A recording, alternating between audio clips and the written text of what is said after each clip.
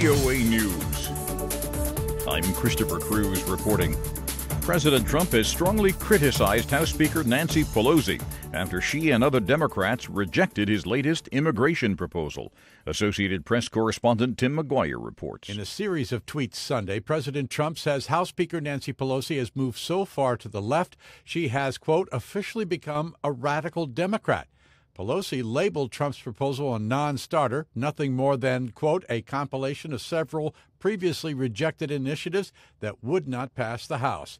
California Democrat Congressman Adam Schiff tells CBS Face the Nation Trump was playing to his base. It was I think, an effort to prop up the president's sagging poll numbers. Vice President Mike Pence tells Fox News Sunday Trump wants Democrats to negotiate. And what we have from Democrat leadership so far is just sound bites, and the American people want us to work together. President Trump's personal lawyer, Rudy Giuliani, is leaving open the possibility that Trump and former personal attorney Michael Cohen might have discussed Cohen's congressional testimony. But he said, so what if he did? On CNN Sunday, Giuliani said he didn't know if the two had discussed a congressional interview in which Cohen admitted to lying about a Trump Tower project in Moscow. BuzzFeed News reported last week that Mr. Trump directed Cohen to lie to Congress. Unknown gunmen attacked a UN peacekeeping camp in northern Mali Sunday, killing 10 blue helmets from Chad and wounding 25 others. A spokesman for UN Secretary General António Guterres said the Secretary General sends his heartfelt condolences to the government of Chad. He described Sunday's attack as complex. Gunmen pulled up in several armed vehicles and ambushed the peacekeeping camp. This is VOA News. Students at a Catholic school in the southern state of Kentucky, seen in a video mocking Native Americans in Washington, D.C., could be expelled from the school.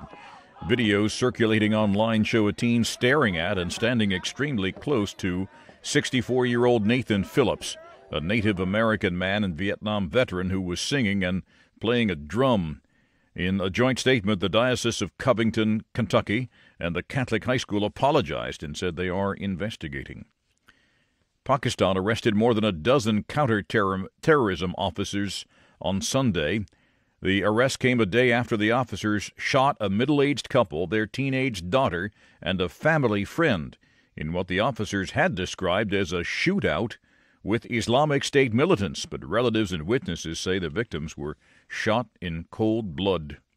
Sudanese police fired tear gas as protesters gathered Sunday for fresh demonstrations, calling on longtime President Omar al-Bashir to step down.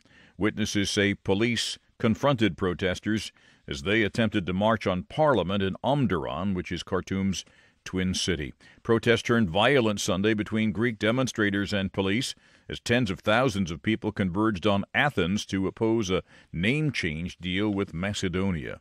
A total lunar eclipse on Sunday evening, Associated Press correspondent Shelley Adler reports. Shortly after 9:30 Eastern Time, the Earth will slide directly between the moon and the sun, creating a total lunar eclipse. And you won't see another one until 2021. It will also be the year's first supermoon, when a full moon appears a little bigger and brighter thanks to its slightly closer position. Expect the eclipse or blood moon to turn red from sunlight scattering off Earth's atmosphere.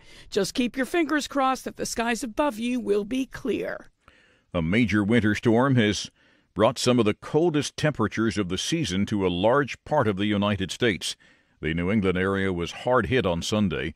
Almost 5,000 flights were canceled Sunday around the country. The National Weather Service issued winter storm warnings or advisories for part or all of at least 15 states stretching from southeast Missouri to Maine.